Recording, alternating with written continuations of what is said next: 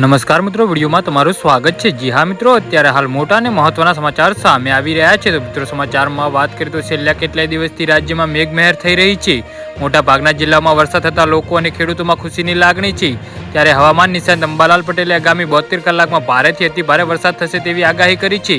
એટલું જ નહીં, વરસાદ સાથે વિનાશ નોંધી શકે છે।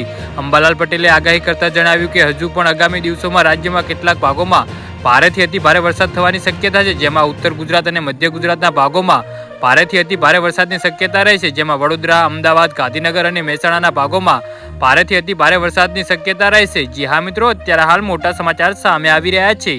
અંતમાં અંબાલાલ પટેલે કહ્યું કે રાજ્યમાં અષાઢી બીજે વાદળો છવાયેલા રહેશે અને છાંટા પડી શકે છે। ખાસ કરીને ઉત્તર ગુજરાતમાં વાદળો રહેવાની શક્યતા છે। ઉત્તર ગુજરાતમાં અષાઢી બીજે અમી સાટણા થવાની શક્યતા છે અને અમદાવાદમાં કદાચ અમી સાટણા થઈ શકે છે। હવામાન વિભાગે પણ પોતાનું અનુમાન લગાવી રહ્યું છે।